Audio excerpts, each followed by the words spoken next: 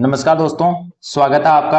आशा करता हूँ आप बहुत अच्छे से तैयारी कर रहे होंगे और अपनी पढ़ाई के साथ साथ अपने हेल्थ का भी बहुत अच्छे से ध्यान रख रहे होंगे, क्योंकि फिजिकल इन एग्जाम्स के लिए बहुत इंपॉर्टेंट है। जो भी हम यहाँ डिस्कशन करते हैं इसमें बहुत ही मेजर रोल प्ले करता है आपका फिजिकल। ठीक है, तो बिना टाइम वेस्ट किए हुए हम इस शुरुआत करते हैं। आज हम जो डिस्कशन करने जा रहे हैं वो रहेगा आपका हरियाणा स्टाफ सिलेक्शन कमीशन, जिन्होंने वैकेंसीज निकाली है पोस्ट पुलिस डिपार्टमेंट के अंदर। पुलिस डिपार्टमेंट के अंदर टोटल आपकी वैकेंसी रहेगी 5,666 वैकेंसीज। जो मेल कांस्टेबल हैं जीडी के अंदर वो है 4,000 वैकेंसीज, फीमेल कांस्टेबल्स के लिए 600 वैकेंसीज और इंडियन रिजर्व बटालियंस के लिए आपकी 1000 वैकेंसीज है। उसके बाद में 66 वैकेंसीज रहेगी आपकी, वो रहेगी माउंट आर्म्ड पुलिस के अंदर। इस प्रकार से टोटल पोस्टें आपकी रहेगी 5,666 पोस्टें रहेंगी। ठीक है दोस्तों, तो जो भी वैकेंसी अभी रिलीज हुई है हरियाणा स्टाफ सिलेक्शन कमीशन के द्वारा, उसका जो online submission of the application forms है वो स्टार्ट हो चुका है 10 सितंबर 2024 से। लास्ट एप्लीकेशन फॉर्म आपका फिलअप होगा 24 सितंबर को, ठीक है, रात को 12 बजे तक। इसके अंदर कोई भी आपको फीस पेमेंट नहीं करना है। टोटल 5,600 पोस्टें हैं जैसे मैंने आपको बताया, और ये ग्रुप सी के लिए है बेसिकली। ठीक है, पोस्टों का डिवाइडेशन 3 कैटेगरी में डिवाइड की गई है पोस्ट को, 5,600 पोस्टों को। कैटेगरी 1 के अंदर रहेगी आपकी 4,000 पोस्ट है मेल कांस्टेबल्स के लिए, जनरल ड्यूटी जीडी के लिए। 600 पोस्ट है वो फीमेल कांस्टेबल के लिए। फीमेल के लिए ओनली यही है, टोटल 600 पोस्ट ही है। ठीक है, और कैटेगरी 3 में रहेगी आपकी 1000 post for the India reserve battalions के लिए, आईआरबी के लिए। ठीक है, और जो उसके बाद में 66 वैकेंसीज है वो रहेगी आपकी माउंट आर्म्ड पुलिस के लिए। उसके अंदर आपको हॉर्स राइडिंग के अंदर निपुणता होनी चाहिए, तभी आप उस पोस्ट के लिए एलिजिबल बनते हो, अदरवाइज नहीं। इसलिए मैं उसके बारे में अभी यहाँ पर डिस्कशन नहीं कर रहा हूँ, आपका टाइम वेस्ट नहीं कर रहा हूँ। ठीक है, एजुकेशनल क्वालिफिकेशन 10+2 है, और मैट्रिक के अंदर आपकी हिंदी और संस्कृत में से एक सब्जेक्ट होना आपका कंपलसरी है। इसके द्वारा अगर हायर एजुकेशन है आपके पास में, पोस्ट ग्रेजुएशन है, आपने पीएचडी भी कर रखी हो, तो उसका आपके पास में हायर एजुकेशन का कोई वेटेज नहीं मिलने वाला है। तो आपकी अगर नॉर्मल क्वालिफिकेशन है 10+2, तो आप ये चिंता मत कीजिए कि अगर इससे ज्यादा वाला अगर क्वालिफिकेशन का आप इस पोस्ट के लिए इनरोल होता है तो वो आपकी पोस्ट खा जाएगा। ठीक है, ये मत सोचना आप।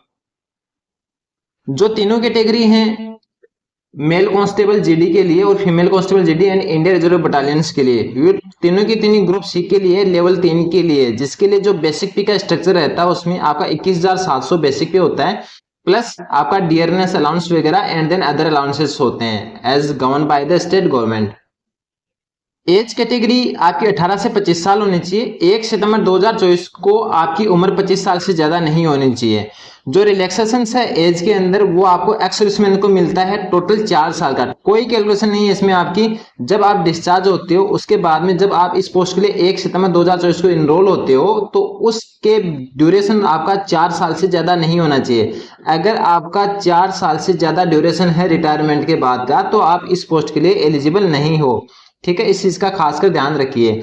बाकी अगर आप SC ST OBC and EWS category के बारे में आप ध्यान दें तो इसमें जो अपर एज लिमिट को 5 साल का रिलैक्सेशन दिया गया है, ये इन सभी कैटेगरीज के लिए सेम है, ऐसा नहीं है। अदरवाइज अगर हम देते हैं तो OBC के अंदर क्या होता था कि 3 साल का रिलैक्सेशन मिलता था।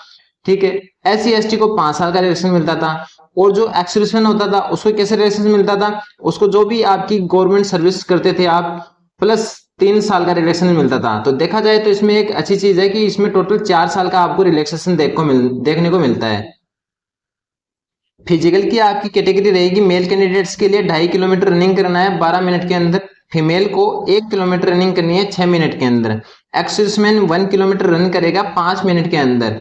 ठीक है, जो भी कैंडिडेट्स इस रेस के लिए जाते हैं, अगर आपको मान लो कि 2.5 किलोमीटर के अंदर रनिंग करना, तो आप कम से कम 3 या 4 किलोमीटर की रनिंग की प्रैक्टिस कीजिए। तभी आप क्या होगा कि एग्जाम वाले दिन पे आप इस कैटेगरी को इजीली क्वालिफाई कर पाएंगे। ठीक है, और जो फीमेल कैंडिडेट से मैं रिक्वेस्ट करूंगा, 1 किलोमीटर की रनिंग है तो आप मिनिमम 2 किलोमीटर की आप तैयारी कीजिए, सो दैट आप जब एग्जाम दो तो आपको कोई प्रॉब्लम ना हो और आप इजिली इसको क्वालिफाई कर दो। इसमें देखो ओनली क्वालिफाई करना है आपको, इसके अंदर आपको एक्स्ट्रा वेटेज नहीं मिलने वाला। जो एक्स्ट्रा वेटेज मिलने वाला वो आपको एग्जाम के अंदर दिया जाएगा, आपको एनसीसी सर्टिफिकेट के लिए दिया जाएगा। तो इसमें ज्यादा इतना फोकस करने की जरूरत है नहीं, आपको जस्ट क्वालिफाइंग मार्क्स लेके आना है, क्वालिफाई होना आपको इसके अंदर। जो नॉलेज टेस्ट है ये सबसे ज्यादा बड़ा मेजर रोल प्ले करेगा इस एग्जाम के अंदर। 94.5% आपका जो वेटेज है वो आपका नॉलेज टेस्ट से आने वाला है। बाकी जो 3 नंबर आपको मिलेंगे वो एनसीसी सर्टिफिकेट से दिए जाएंगे। अगर किसी के कैंडिडेट्स के पास में एनसीसी ए सर्टिफिकेट है तो उसको 1 नंबर मिलेगा, बी सर्टिफिकेट का 2 नंबर है, और सी सर्टिफिकेट जो सबसे बेस्ट सर्टिफिकेट होता है उसका 3 नंबर दिया जाएगा आपको कांस्टेबल्स के लिए। ठीक है, जो सिलेबस है इसके लिए वो बेसिकली 10% जो क्वेश्चंस आएंगे वो आपके आएंगे कंप्यूटर नॉलेज के, और 20% क्वेश्चंस आएंगे आपके basic knowledge of Haryana. Exam आपकी ऑफलाइन होगी, ओएमआर बेस्ड सीट के ऊपर होगी।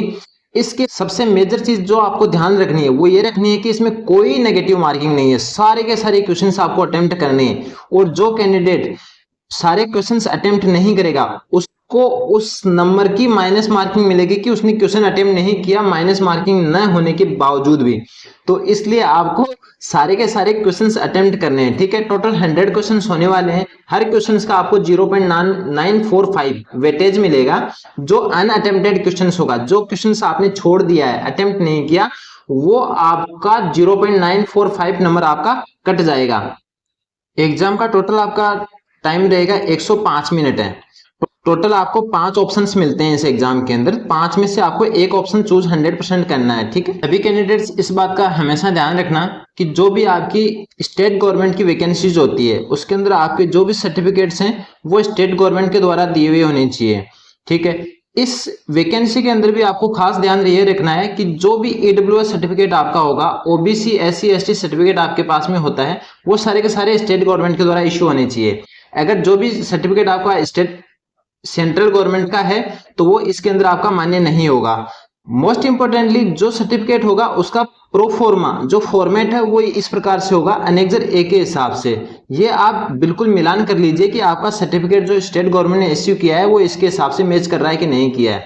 इसके साथ में आप क्या करना, अपना आधार लेना, आधार डॉक्यूमेंट उठा लेना, उसके बाद मैट्रिक सर्टिफिकेट लो, 10+2 का सर्टिफिकेट लो, और जो भी आपको ईडब्ल्यूएस सर्टिफिकेट है, एससी एसटी ओबीसी का सर्टिफिकेट है, उन सब के अंदर अपने नाम को मैच कर लो। इसमें कोई भी स्पेलिंग मिसमैच नहीं होना चाहिए, फादर का नाम मैच कर लो, और उसके बाद में आप मेक श्योर कीजिए कि ऐसी कोई गलतियां आपसे ना हो। ठीक है, डॉक्यूमेंटेशन हमेशा अपना कड़क रखिए। ठीक है, ऐसा नहीं होना चाहिए कि हाँ लास्ट के अंदर आपको निराशा हाथ लगे कि हाँ सब में आप पास थे, एग्जाम भी आपने अच्छे से क्वालिफाई किया, फिजिकल भी आपका अच्छा था, लेकिन डॉक्यूमेंट्स की वजह से आपको निराशा हाथ लगे।